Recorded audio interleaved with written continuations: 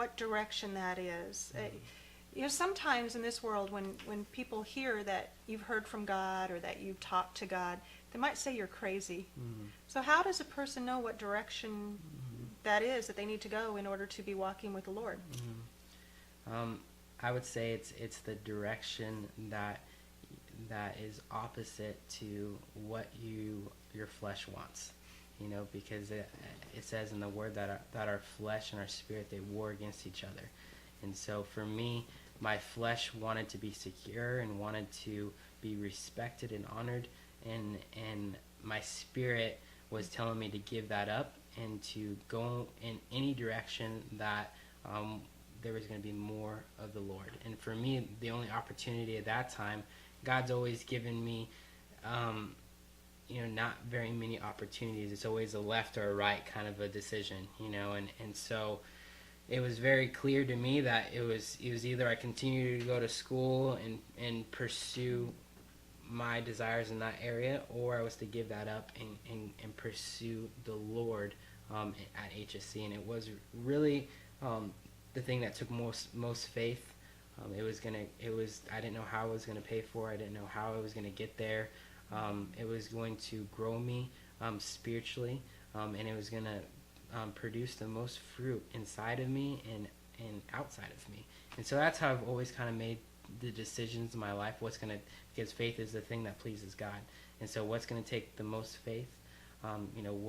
What is going to be the best for me spiritually, for me and now my family spiritually, and then what is going to produce the most fruit inside of me and outside of me. So anything that is contrary to the flesh. But there are things that I enjoy, things that I like to do. Some people like to ski, some people like to ride bikes. I mean, people have different. Are those the types of things you're talking about giving up? I would say that, as it says in Romans, that to leave no provision for the flesh and its lust, but to put on the Lord Jesus. And so anything that produces flesh is something that you need to get rid of. If it's something that stirs your affections for Jesus, then you should do more of that. But if it's things that are going to build and strengthen your flesh, then you need to get rid of that, because what that is doing is it's making provisions for that flesh. It's strengthening it. So that doesn't necessarily mean that I would have to give up skiing. It just means that if skiing is more important than seeking after Christ, then maybe I should look at what my skiing's all about. Right. You look at the deeper why you do it. Is it something that well, now what you're talking about is God. Being honest. You're talking about honesty and getting honest with yourself and getting honest before God and saying, oh, this is really what my motive is in all of this. Right. Is that difficult?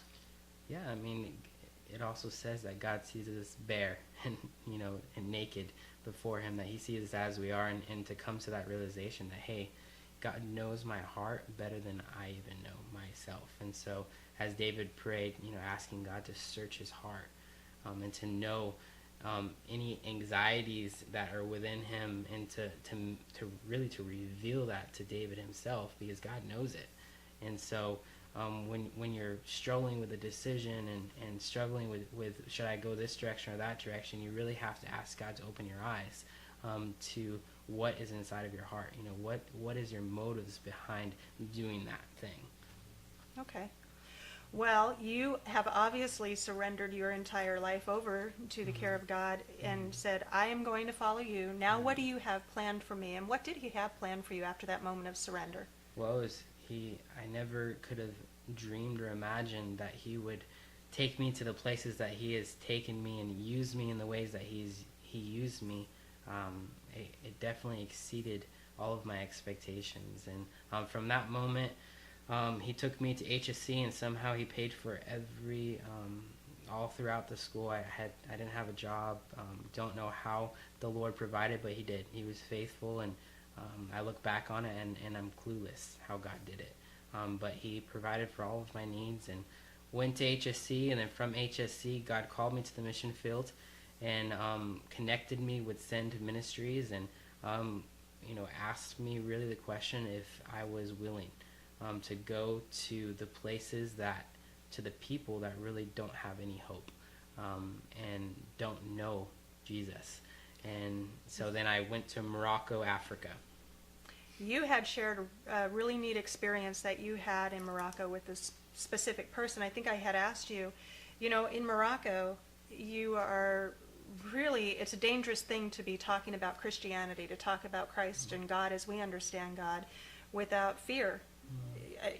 Am I right on that? Right, Tell us right. a little bit about that, and then you got to experience something with someone who did turn their life over to Christ, which is a big deal there. Right. In the United States, if we turn our life over to Christ, it's really not as, we don't lose our social status, we don't lose our family, we don't get put in prison for those things, but in Right. Morocco that is a possibility for someone. So Right. share that.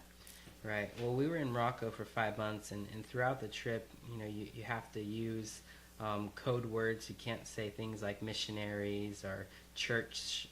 Those words are red flags, and you can't even send emails out of the nation. They're all encrypted. The government can see, every email that you send out, and so we have to encrypt our emails, and we had to talk in code, and so it was a very different experience. But one of the key stories that really sticks out in Morocco is a guy named Saeed, and this guy really influential in his mid to late 20s, and he was a musician, and the Lord had connected our group to this guy, and we had been praying and really asking the Lord, how can we reach this guy? How can we share you with this guy? And the Lord just made it really clear that we needed to pray that he would have a dream. And so really the whole theme of Morocco was prayer. And so it was something that we were all, okay, God will pray, and so but we really want you to do something and to answer our prayers. And so we prayed for Saeed to have a dream, and God spoke to someone on our team actually that he was going to give Saeed a dream. And so we were expectant, okay, God's going to do something. And a few days later, we had the chance to meet up with Saeed in his home with his family, and they fed us, and then Saeed began to share with us about this dream that he had. And So he actually had a dream. He actually had a dream, and of course all of us are just awestruck and pale-faced, and goosebumps all over. What in the world, God answers prayer, and right before our eyes. And so Saeed goes on to describe this dream of an older guy that was presenting this book that he couldn't read. This older guy, he couldn't see his face, and he's walking with this staff, and you could tell it was a dream that really bothered him inside, and he wanted to know what it meant. And he only knew to ask us because the staff was symbolic, because it was passed on from his great-grandmother on down Wow. to his family, which was given to their family by a Christian man that had gone to Morocco years before, and so my friend, the leader of that trip, actually began to interpret the dream, and told him that, hey, the old man that you saw is Jesus, and the word that he's trying to give you is the word of God, and the staff symbolizes him wanting you to walk with him. And right there on the spot, not only did Saeed, but I think there was 5 other guys in the room, and along with his family, all said, we believe Saeed, and we want to give our life to the Lord as well. And so we led them through what it means to believe, the cost to follow Christ, and all of them in the room surrendered, and it was a glorious, very, I would say, supernatural moment. And I just think that is amazing, and it's beautiful, because for somebody like Saeed in that country, what he was saying is, not only will I surrender and I believe and I want to follow this way of life, but I'm turning my back on everything here in Morocco, because he can get in trouble for that. Correct. Is that correct? Yeah, correct. They really get not only isolated from different parts of their family, but they could lose their job, and especially if you are a convert, from Islam to Christianity, it becomes very, very shunned upon. Yeah. But I believe, this is something I believe, is that God sees that and he protects and provides and will bless Saeed for his decision to follow him. Do you believe that? Oh yeah, and that happened with as we sent more teams back to Morocco. Saeed was still there and even connected with the future teams that we sent there. Wonderful.